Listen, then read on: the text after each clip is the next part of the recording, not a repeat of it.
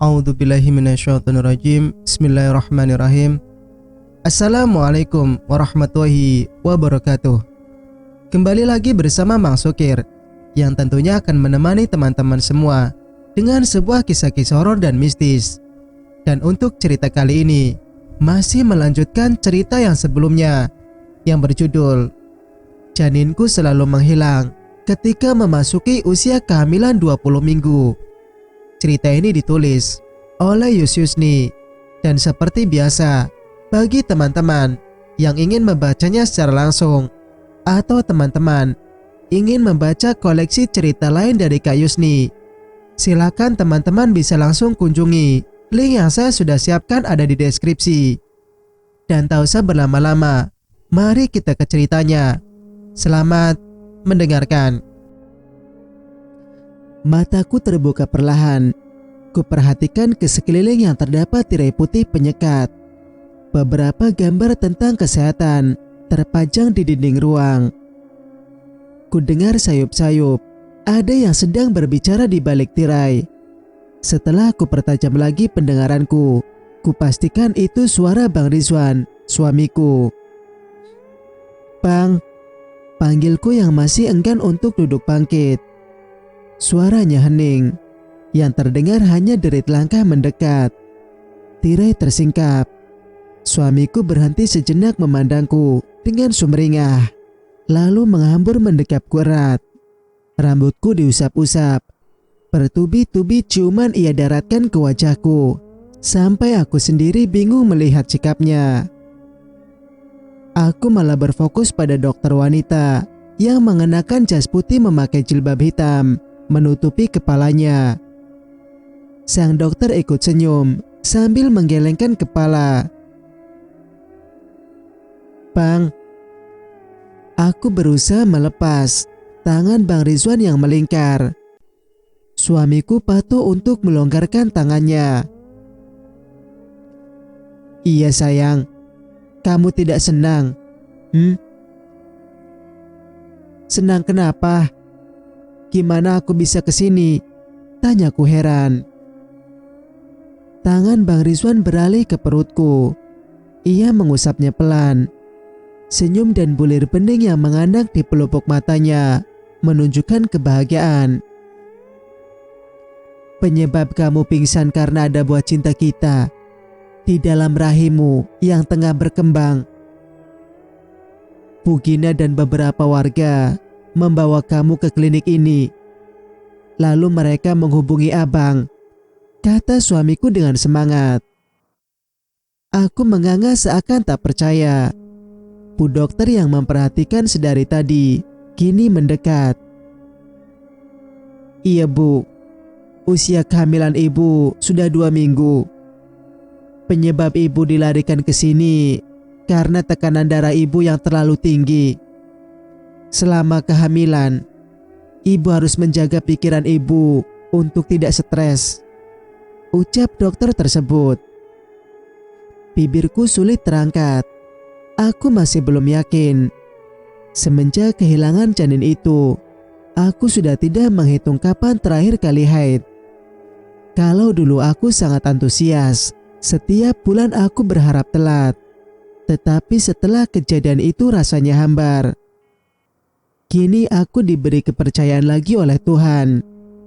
Kurasakan tubuhku diguncang oleh Bang Rizwan agar tersadar. Aku mengangkat wajah menatap suamiku. Aku belum siap," ucapku. "Kenapa bu?" tanya dokter mengernyit. "Aku takut jika akan diambil lagi janinku. Aku sudah sangat bahagia nanti. Tahu-tahu janin itu hilang lagi. Rasanya sedih sekali. Seperti ada yang direnggut dariku." Aku terisak, membayangkan saat aku menjadi wanita hamil saat itu. Bahagia, sangat bahagia. Tetapi, aku tidak mau mengingatnya kembali. "Hilang bagaimana maksudnya bu?" "Iya dok, Janin di rahim istri saya sudah 2 kali hilang secara tiba-tiba. Itu terjadi selalu 20 minggu usia kandungannya, jawab Bang Rizwan. Kadang hal itu di luar nalar manusia.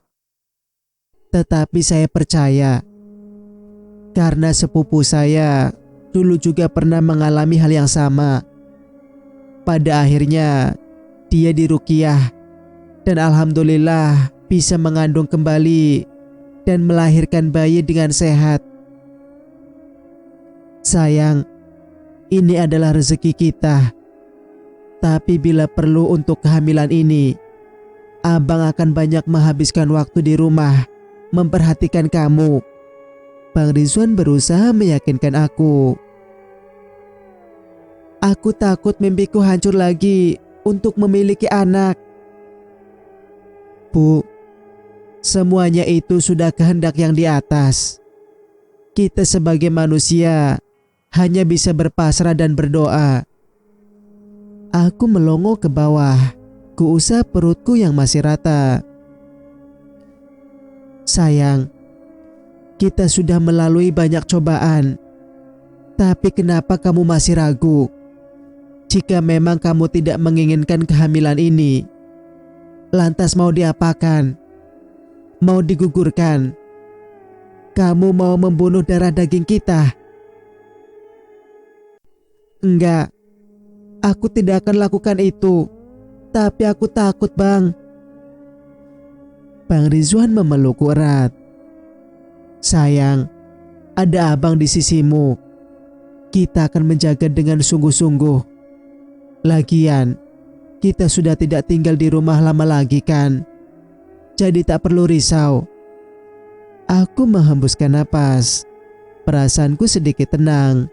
Semoga saja kali ini hal yang sama tak terulang kembali. Sudut pandang autor. Semenjak Maimunah atau Bude tinggal di Hotel Prodeo gara-gara kasus membuka praktek aborsi secara ilegal, berat badannya turun drastis. Ia suka berteriak tak jelas. Masa hukuman juga ditambah karena ada seorang gadis yang meninggal sewaktu ditangani olehnya. Penghuni lain mengaku melihat Maimunah menyendiri. Bahkan ia memangkik ketakutan, seolah ada yang mengganggu. Puncaknya, baru 3 hari ditahan.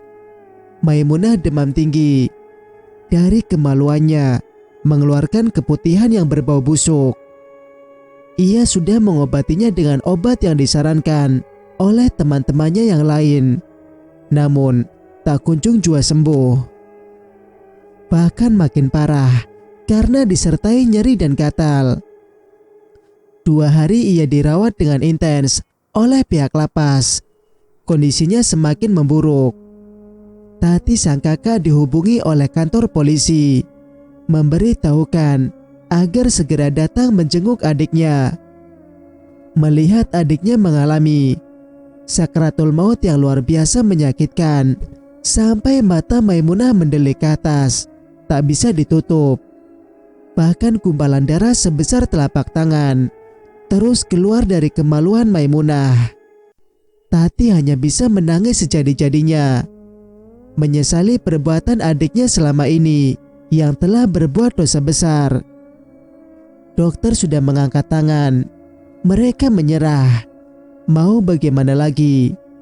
Apa yang diderita Maimunah tak terdeteksi oleh medis. Bahkan dokter yang menanganinya dibuat geleng-geleng kepala. Atas saran dari orang-orang, Tati memanggil kiai untuk melepas susuk atau pegangan yang bersemayam di tubuh adiknya, agar Maimunah bisa pergi dengan tenang. Sebelum sakratul maut itu datang, dia sempat membuat pengakuan jika Nek Minah meninggal karena dia memberi pantangan yang harusnya tak boleh dilanggar ibunya. Tentunya tanpa disadari oleh Nek Minah itu sendiri. Dia kesal karena ibunya tidak mendukung untuk dia menjadi seorang dukun beranak dengan ilmu yang mumpuni. Apalagi sampai menumbalkan janin milik Farah. Nek Minah waktu itu menantang keras keinginan anaknya. Dia juga sempat berusaha melindungi janin Farah, tetapi Farah menolak. Sungguh Maimunah telah gelap mata waktu itu. Kini semua sudah terjadi. Roh Maimunah juga sudah kembali ke pangkuan ilahi. Kematiannya menjadi buah bibir di sekitar lingkungan tempat ia tinggal. Pasalnya banyak kejadian yang di luar nalar terjadi. Farah dan Rizwan juga datang ke sana setelah mendapat kabar dari Tati. Walau ingatan tentang perbuatan Maimunah tak bisa lekang begitu saja dari ingatan mereka, memaafkan adalah pilihan terbaik. Saat itu jenazah sedang dimandikan. Farah sendiri juga ikut membantu memandikan jenazah dari wanita yang sudah mengambil janinnya secara gaib. Tiba-tiba bau anyir menyeruak. Tati memilih mundur beberapa langkah sambil menutup hidung dengan ujung selendangnya. Gumpalan darah berwarna hitam pekat keluar lagi dari lubang kemaluan Maimunah. Sontak beberapa orang yang ikut memandikan tadi kaget melihat hal itu. Padahal mereka sudah selesai memandikannya, tinggal dibawa untuk dikafani. "Gimana ini, Bu?" tanya Tati pada yang lain karena panik melihat adiknya disertai isakan tak tertahan. "Kok bisa begini ya? Ih, serem amat," celetuk seseorang. Tati berkecil hati mendengarnya. Sejahat apapun adiknya, Maimunah tetaplah darah dagingnya. "Aku sebagai keluarganya meminta maaf kepada kalian. Jika adikku ini pernah berbuat salah semasa hidupnya," ucap Tati seraya mengatup kedua tangan, menatap yang ada di sana satu persatu. "Sudah, Bu, kita semua memaafkannya. Ayo, kita bersihkan lagi. Bismillah, mudahkanlah kami dalam mengurusi jenazah ini, ya Allah," ucap seseorang yang biasa bertugas memandikan mayat di lingkungan mereka. Dia menengadah tangan memohon agar Allah melancarkan dalam pengurusan jenazah. Farah dengan inisiatifnya sendiri mendekat di telinga jenazah. "Farah ikhlas, Bude. Farah memaafkan Bude. Apapun masalah kita di masa lalu, demi Allah, Farah sudah mengikhlaskannya. Semoga Bude tenang dan dilapangkan kuburnya," bisik Farah lirih. "Ayo kita bersihkan lagi," ajak yang lain. Mereka membersihkan gumpalan tersebut sampai bersih, hingga tidak ada lagi noda. Akhirnya, pemandian telah selesai. Segera jenazah dikafani dan disolatkan.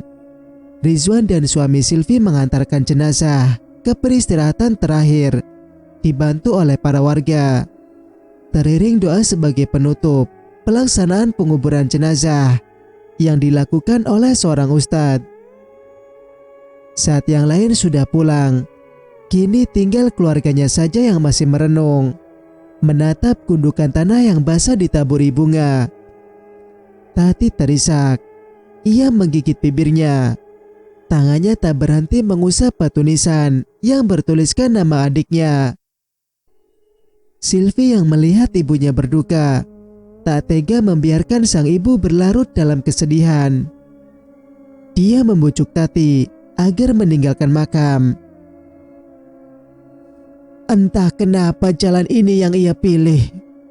Obsesinya begitu besar, ingin memiliki ilmu hitam yang akhirnya menyesatkan dia. Kuharap Tuhan mengampuni semua dosa-dosanya.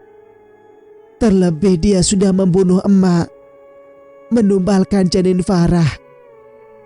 Bahkan dia menggugurkan janin-janin yang tak berdosa selama ini, ucap Tati sambil menyeka bulir bening yang terus melewati pipinya tiada henti. Aku juga gak menyangka Bude bisa berbuat seperti itu, Bu. Sebaiknya ibu ikhlas agar almarhumah tenang, sahut Silvi. Tati bangkit. Dia menghampiri Rizwan dan Farah, yang hanya dia membisu menatap Nisan. Mereka sedang mengenang perbuatan-perbuatan almarhum semasa hidup. Sesekali Farah menghela napas. Dia sudah ikhlas dengan apa yang terjadi di antara dia dan budenya itu. Sekaligus tak menyangka akan secepat ini. Rasanya begitu dadakan. Tapi Allah mempunyai rencana lain. Rizwan, baliklah ke rumah kalian lagi. Itu hak kalian, pinta Tati. Tapi kami sudah mengontrak sebuah rumah, Bi, ucap Rizwan dengan nada berat. Ia tahu betul kalau rumah itu banyak kenangan. Tapi dia tidak mau ribut soal tanah. Terlebih ia baru tahu kalau Budi almarhum bapaknya adalah anak angkat dari kedua orang tua Tati. Rasanya tidak enak hati jika mempertahankan rumah itu agar menjadi miliknya. Ia menepikan soal surat wasiat yang dibuat almarhum kakeknya untuk sang bapak. Kan bude kalian sudah tiada. Soal uang Rendra, bude akan pulangkan sebagian. Kalau bisa kamu juga bantu. Rizwan melirik istrinya. Jauh di lubuk paling dalam, dia ingin kembali ke sana. Tetapi berat untuk ia lakukan. Kalimat-kalimat yang dilontarkan Maimunah waktu itu menancap di otaknya. Tahu diri itu lebih baik, pikirnya. Dia tidak ingin disebut tukang merebut hak orang lain. Meski semua tahu bahwa tanah dan rumah di sana sudah jadi haknya sebagai anak dari Budi secara tertulis. Mereka masih diam tak bersuara. Tidak ada jawaban yang keluar dari mulut Rizwan. Dia menunggu Farah sendiri memberi tanggapan. Di pikirannya sementara sedang bergumul. Bibi tahu kalian keberatan. Apalagi soal yang terjadi pada Farah selama ini. Tati kembali bersuara. Aku terserah Bang Rizwan, Bi. Karena yang membangun rumah itu adalah kedua orang tuanya. Kalau aku sebagai istri hanya akan mengikuti kemana suamiku pergi. Paling aku hanya bisa ngasih pendapat dari sudut pandangku. Jujur, aku masih trauma tinggal di sana. Meski ku tahu Bude sudah meninggalkan kita semua. Aku takut dan belum siap untuk kembali, ucap Farah.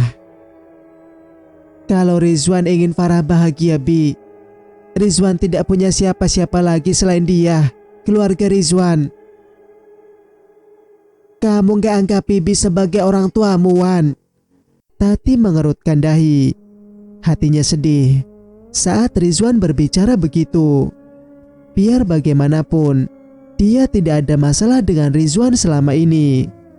Dia hanya berada di tengah-tengah antara dendam Maimunah dan keberpihakan bapaknya pada Budi, adik angkatnya, yang membuat dia mudah terhasut oleh Maimunah. Bukan begitu, Bi. Rizwan tidak enak hati sama pemilik kontrakan karena sudah mengiyakan rumahnya untuk kami kontrak. Kilah Rizwan agar Tati tidak tersinggung. Oh iya, kami pamit pulang ya, ucap Rizwan lagi. Tati hanya bisa pasrah dengan keputusan Rizwan. Lama ia baru memberikan anggukan. Kedua pasangan itu bergegas pergi, meninggalkan area pemakaman untuk pulang ke rumah kontrakan baru mereka. Singkat cerita, Farah sempat terkesima melihat area sekitar rumah yang sangat asri. Di depan banyak tumbuh pohon-pohon berukuran 2 meter tertata rapi. Jalannya tak seramai dengan di depan rumah mereka dulu.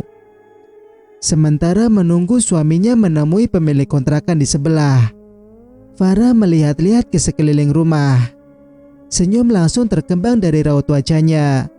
Ia merasa nyaman, walau masih belum melihat bagaimana di dalam rumah tersebut. Tak menunggu lama, Rizwan datang bersama si empunya kontrakan. Pintu rumah terbuka lebar. Farah langsung masuk duluan. "Gimana? Kamu suka rumahnya, Yang?" tanya Rizwan setelah melihat raut kebahagiaan yang dipancarkan istrinya. Farah memutar badannya memperhatikan setiap detail sudut ruang yang ada di dalam rumah kontrakan tersebut. "Iya bang." Rizwan merangkul tubuh istrinya, ikut bahagia melihat sang istri bahagia. "Kalian ini baru menikah?" tanya Gina pemilik kontrakan, karena heran melihat Pak Sutri itu yang begitu lengket bak perangko. "Iya, begitulah Rizwan yang sangat mencintai istrinya. Ditambah baru pulih kembali. Entah kenapa ia ingin terus dekat istrinya, seperti orang baru jatuh cinta pertama kali." "Kami menikah sudah 2 tahun lebih," jawab Farah. "Oh, saya kira baru. Kok bucin-bucinan begitu?" seru Gina sambil tersenyum tipis. "Suami saya emang nempel mulu kayak cicak, Bu." Farah melengos seraya mengulum bibirnya, menahan senyum. "Apa?" Rizwan melototi istrinya. "Sudah, bisa-bisa saya kayak obat nyamuk di sini. Jadi, kalian akan mengontrak untuk berapa lama?" "Kami akan bayar untuk 3 bulan dulu," jawab Rizwan. "Baiklah." Setelah Rizwan memberi sejumlah uang, wanita bertubuh kempal itu menyerahkan kunci dan keluar dari rumah. Farah yang merasa sangat lelah, tak sabar ingin menghempaskan bobot tubuhnya di kasur. Tetapi Rizwan terus menggodanya. Ia memeluk tubuh Farah dari belakang, menahan langkah istrinya. Ia akan bersiap masuk ke kamar. "Semoga di sini kita bisa memulai lagi ya," bisik Rizwan dengan lembut di telinga istrinya. "Maksudnya?" Farah menukar posisi. Mereka saling berhadapan, tetapi tangan Rizwan masih melingkar di pinggang Farah. "Semoga kamu bisa hamil kembali. Tidak ada gangguan apapun lagi. Jika kamu betah di sini, Abang akan memperpanjang kontrakan kita ya, sambil menabung buat beli rumah sendiri. Abang sebenarnya pasti sempat tergoda juga kan balik ke rumah lama." Rizwan melemahkan tangannya. Dia terlihat gugup. Farah menuntun suaminya agar mata mereka saling terjalin. "Maaf bang, bukan maksud ingin menjauhi abang dari kenangan di rumah itu. Alangkah baiknya kita memiliki rumah sendiri, agar suatu hari nanti tidak diributkan. Tapi kalau abang ingin tinggal di sana, itu terserah abang." "Jujur abang ragu, tapi abang hanya ingin kita terus bersama. Abang sempat berpikir ingin membawamu jauh dari sini. Takut kalau Rahman bebas, ia akan datang mencari kamu lagi." Farah mendekap di dada suaminya. Dia juga sebenarnya takut, tapi lebih takut lagi jika sampai berpisah dari sang suami. Andai waktu itu Rahman berhasil membawanya kabur dan menikahinya. Entahlah. "Aku tidak mau," gumam Farah sembari membenamkan wajahnya lebih dalam lagi ke pelukan sang suami. Cerita pun bersambung. Bagaimana menurut pendapat kalian? Jika kalian suka dengan ceritanya, jangan lupa untuk like, komen, dan subscribe channel ini agar bisa mendengarkan cerita-cerita berikutnya. Wassalamualaikum warahmatullahi wabarakatuh.